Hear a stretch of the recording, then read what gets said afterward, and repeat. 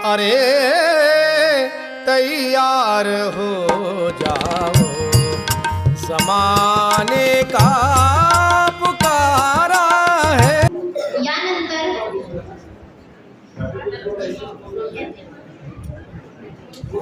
यानंतर वर्धा जिल्हा माहिती अधिकारी श्री मंगेश भाऊ वरकड हे आपले मनोगत व्यक्त करतील अशी मी त्यांना विनंती करते. या ठिकाणी उपस्थित माननीय उत्तमराव करंगळे, ईश्वरभाऊ वरकड, दोन्ही तिन्ही गावचे सरपंच आणि गावाच्या बाहेरून आलेले सर्व मंडळी गावकरी, गेले 12-13 वर्ष झाले आजचा हा कार्यक्रम आपण या ठिकाणी साजरा करतो. आपण बघतो की कुठला एखादा कार्यक्रम करायचा असेल तर त्याला फार मेहनत लागते. एखादा कार्यक्रम आपण सुरू करतो तेव्हा पहिला 1-2 वर्ष फार उत्साह असते, नंतर उत्साह आपला मावळत जातो. कालांतरानं काही दिवसांना असं होतं की एक तर कार्यक्रम बंद करतो किंवा कार्यक्रम बंद पडतो किंवा मग कार्यक्रमात उत्साह न राहता केवळ एक फॉर्मॅलिटी म्हणून तो कार्यक्रम सुरू राहतो. गेल्या 12-13 वर्ष आपण बघतो की रमेश भाऊ त्यांची सगळी टीम अतिशय उत्साह हा कार्यक्रम दरवर्षी साजरा करत असतात. मला वाटतं यावर्षी त्या कार्यक्रमामध्ये बऱ्याच कार्यक्रमाची भर पडलेली आहे. मी त्यांचं आणि त्यांच्या टीमचं मनापासून कौतुक करतो. यासाठी की गावाला एक चांगला संस्कार देण्याचा प्रयत्न त्यांच्या माध्यमातून सातत्याने गेल्या 10-12 वर्षापासून इथे होत आहे. कृष्णाभाऊचं पुस्तक आज माझ्या हस्ते प्रकाशित होत आहे. खरं तर माझ्यासाठी फार गौरवाची बाब आहे.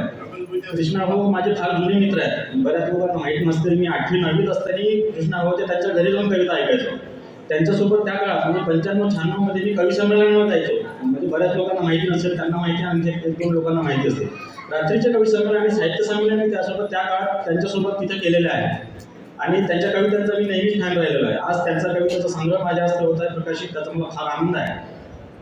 कृष्णाभाऊ फार मोठे कवी आहेत. कदाचित ते पुण्या, मुंबई किंवा अमरावती, नागपूरसारख्या ठिकाणी जर ते जन्माला आले असते तर कदाचित ते फार मोठे कवी असते. आपण त्यांना फार मोठा कवी म्हणून आपण राज्यभर त्यांना नावलौकिक केलं असतं किंवा त्यांना परिचित केलं असतं, आपण त्यांना ओळखलं असतं. त्यांचे राज्यभर त्यांचे खूप मित्र आहेत आणि त्यांच्या बहुतांश कवी मित्रांना मी ओळखतो. त्यांचं पुस्तकाचं प्रकाशन असं मला फार मनापासून वाटत होतं. बरेचदा त्यांच्याशी माझी बरेचदा चर्चा झालेली आहे. गेल्या 2-3 वर्षापूर्वी तर आपण पुस्तक प्रकाशित करू, तुम्ही चांगल्या कविता निवडून ठेवा असंही त्यांना सांगितलं होतं, पण तो योग काही जुळून येत नव्हता. आज त्यांनी ते पुस्तक केलं आणि ते माझ्या हस्ते प्रकाशित होत आहे. मी त्यांचे खूप आभार व्यक्त करतो की त्यांनी माझ्या हस्ते पुस्तक प्रकाशित केलं. खरं तर त्यांना रमेश भाऊंच्या हस्ते पुस्तक प्रकाशित करायचं होतं, तर ते असं म्हणाले मला काल. त्यांचा जेव्हा मेसेज आला त्यांना सांगितलं की तुम्ही चांगले एखाद्या आपण साहित्याच्या जास्त पुस्तकाचं प्रकाशन करू शकतो. तुम्ही आणखी काही दिवस थांबले असतील, समारंभपूर्वक आपण पुस्तकाचं प्रकाशन करू शकलो असतो.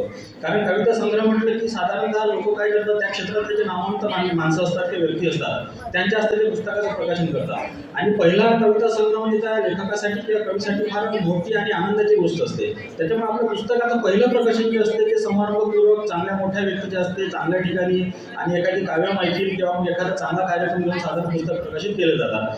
कृष्णाभाऊंनी सगळं काढलं आणि एकदम साध्या कार्यक्रमात त्यांचा हा कविता संग्रह प्रकाशित त्यांनी केला. मी त्यांच्या कविता संग्रहाला खूप खूप शुभेच्छा देतो. मी एका माझ्या मित्राचं गेल्या 2 वर्षापर्यंत मित्र आहेत, त्यांनी क्रीडा क्षेत्रावर एक पुस्तक लिहिलेलं होतं. त्यांची अशी इच्छा होती की सांस्कृतिक मंत्र्यांच्या हस्ते माझ्या पुस्तकाचं प्रकाशन झालं पाहिजे. 2 वर्षापूर्वी मी मुंबईला नेऊन तत्कालीन जे क्रीडा मंत्री होते विनोद तावडे, त्यांच्या हस्ते मंत्रालयात त्या पुस्तकाचं प्रकाशन करून आणलं होतं. त्याच्यानंतर त्यांनी स्थानिक ठिकाणी यवतमाळला सुद्धा पुस्तक प्रकाशनाचा सोहळा घेतला. अशी जर का आपली काही इच्छा असेल तर सांस्कृतिक मंत्र्यांच्या हस्ते आपण त्या पुस्तकाचं प्रकाशन करून त्वरित करू किंवा एखादा चांगला कार्यक्रम समारंभपूर्वक पुस्तकाचं प्रकाशन करायचं असेल तर ते सुद्धा आपण नक्की करून. त्यासाठी येणारा काही खर्च असेल तो सुद्धा आम्ही त्याचा काही भाग उचलू. होळीचा सण आपल्याला सगळ्यांना माहिती आहे. होळीच्या सणाचं भारतीय संस्कृतीत फार महत्त्वाचं स्थान आहे. संपूर्ण भारतात होळी हा सण साजरा केला जातो. तर गेल्या काही वर्षात आपण बघतो की होळी या सणाला मोठ्या प्रमाणात गालबोट लागलेला आहे. आता धार्मिक उत्सव न राहता तो एक मस्त मजा करायचा दिवस झालेला आहे. होळीचा सण त्याला एक फार पौराणिक महत्त्व आहे. असं म्हणतात की महर्षी कश्यप जे होते त्यांचा मुलगा होता हिरण्यकश्यप. आपल्यापैकी बऱ्याच लोकांना माहिती असेल. हिरण्यकश्यपाच्या पहिल्या पत्नी जी अदिती होती तिच्या वंशातून सगळे जे देवांचा वंश वाढला. त्याच्यानंतर त्यांची जी पत्नी होती दुसरी आधीचा वंश म्हणजे असुरांचा वंश आहे आणि त्या आधीपासून पैदा झालेला मुलगा म्हणजे हिरण्यकश्यप. हिरण्यकश्यपाला ब्रह्मदेवाचं वरदान होतं. त्याच्यामुळे त्यांनी तिन्ही लोकांवर विजय प्राप्त केला होता आणि त्यांना हिरण्यकश्यपाला हरवणं हे कोणाच्या तत्कालीन कुठल्याही देवाच्या किंवा कुठल्याही शक्तीच्या आवाक्याबाहेरचं होतं. आणि हिरण्यकश्यप असं समजायचं की मीच पृथ्वीवरचा देव आहे, मी सर्वश्रेष्ठ आहे, त्याच्यामुळे माझीच पूजा करा, असा हिरण्यकश्यपाचा आग्रह होता. त्याचा मुलगा होता प्रल्हाद. प्रल्हाद मात्र विष्णूचा भक्त होता आणि त्याला असं वाटायचं हिरण्यकश्यपला की माझाच मुलगा माझी पूजा करत नाही, विष्णूची पूजा करतो. त्याच्यामुळे हिरण्यकश्यपानं काय केलं, 3-4दा आपल्याच मुलाला मारायचा प्रयत्न केला, पण तो विष्णूचा भक्त असल्यामुळे त्याला ते तो मारू शकलेला नाही. हिरण्यकश्यपाची आणखी बहीण होती होलिका. आपल्याला माहिती असेल बौद्ध लोकांना, कारण बौद्ध त्यांनी ते रामायण महाभारत आणि पुराण कथा आपण वाचलेल्या आहे.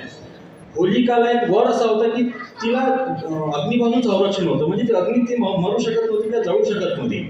मग हिरण्यकश्यपाने होलिकाला असं सांगितलं की तू प्रल्हादाला अग्नी देऊन जा, म्हणजे तू वाचशील आणि प्रल्हाद मरेल. पण तो त्या होलिकाने प्रल्हादाला जवळ घेतला आणि होलीत प्रवेश केला अग्नी लावून, पण तो प्रल्हाद ते जळला आणि उलट होलिका जळली.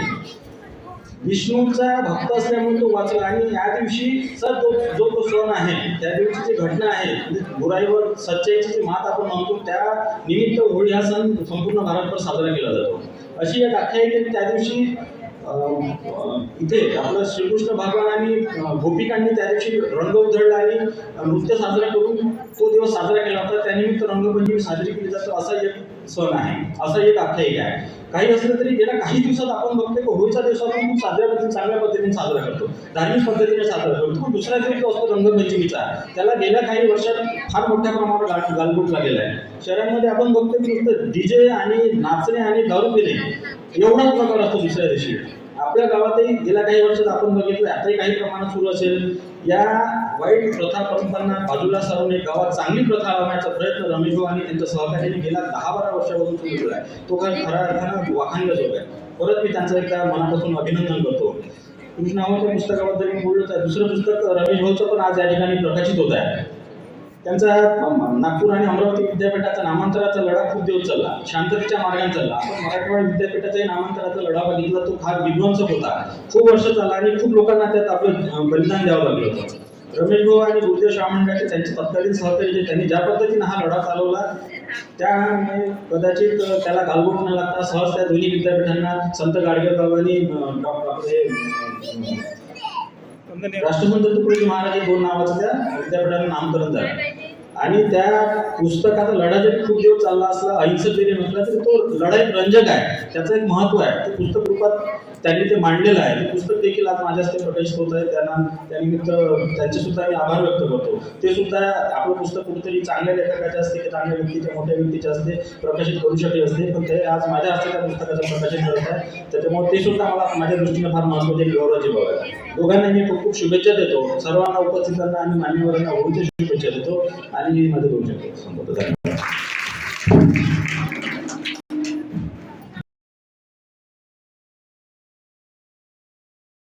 आणि गावाच्या बाहेरून आलेले सर्व मंडळी, गावकरी, गेले 12-13 वर्ष झाले आजचा हा कार्यक्रम आपण या ठिकाणी साजरा करतो. आपण बघतो की कुठला एखादा कार्यक्रम करायचा असेल तर त्याला फार मेहनत लागते. एखादा कार्यक्रम आपण सुरू करतो तेव्हा पहिला 1-2 वर्ष फार उत्साह असते, नंतर उत्साह आपला मावळत जातो. कालांतरानं काही दिवसांना असं होतं की एक तर कार्यक्रम बंद करतो किंवा कार्यक्रम बंद पडतो, किंवा मग कार्यक्रमात उत्साह न राहता केवळ एक फॉर्मॅलिटी म्हणून तो कार्यक्रम सुरू राहतो. पण गेल्या 12-13 वर्ष आपण बघतो की रमेश भाऊ त्यांची सगळी टीम अतिशय उत्साह हा कार्यक्रम दरवर्षी साजरा करत असतात. मला वाटतं यावर्षी त्या कार्यक्रमामध्ये बऱ्याच कार्यक्रमाची भर पडलेली आहे. मी त्यांचं आणि त्यांच्या टीमचं मनापासून कौतुक करतो. यासाठी मी गावाला एक चांगला संस्कार देण्याचा प्रयत्न त्यांच्या माध्यमातून सातत्याने गेल्या 10-12 वर्षापासून इथे होत आहे. कृष्णाभाऊचं पुस्तक आज माझ्या हस्ते प्रकाशित होत आहे. खरं तर माझ्यासाठी फार गौरवाची बाब आहे. कृष्णाभाऊ माझे फार जुने मित्र आहेत. बऱ्याच लोकांना माहीत नसते, मी 8वी-9वीत असताना कृष्णाभाऊच्या त्यांच्या घरी जाऊन कविता ऐकायचो. त्यांच्यासोबत त्या काळात म्हणजे 95-96 मध्ये मी कवी संमेलनाला जायचो. म्हणजे बऱ्याच लोकांना माहिती नसेल, त्यांना माहिती आहे, आणखी 1-2 लोकांना माहिती असते. रात्रीचे कवी संमेलन आणि साहित्य संमेलन त्यासोबत त्या काळात त्यांच्यासोबत तिथे केलेले आहे आणि त्यांच्या कवितेचा मी नेहमीच फॅन राहिलेला आहे. आज त्यांचा कवितेचा संग्रह माझ्या हस्ते होत आहे प्रकाशित, त्याचा मला फार आनंद आहे. कृष्णाभाऊ फार मोठे कवी आहेत. कदाचित ते पुण्या, मुंबई किंवा अमरावती, नागपूर सारख्या ठिकाणी जर ते जन्माला आले असते तर कदाचित ते फार मोठे कवी असते. आपण त्यांना फार मोठा कवी म्हणून आपण राज्यभर त्यांना नावलेट केलं असतं किंवा त्यांना परिचित केलं असतं, आपण त्यांना ओळखलं असतं. त्यांचे राज्यभर त्यांचे खूप मित्र आहेत आणि त्यांच्या बहुतांश कवी मित्रांना मी ओळखतो. त्यांचं पुस्तकाचं प्रकाशन असं मला फार मनापासून वाटत होतं. बरेचदा त्यांच्याशी माझी बरेचदा चर्चा झालेली आहे. गेल्या 2-3 वर्षापूर्वी तर आपण पुस्तक प्रकाशित करू, तुम्ही चांगल्या कविता निवडून ठेवा असंही मी त्यांना सांगितलं होतं, पण तो योग काही जुळून येत नव्हता.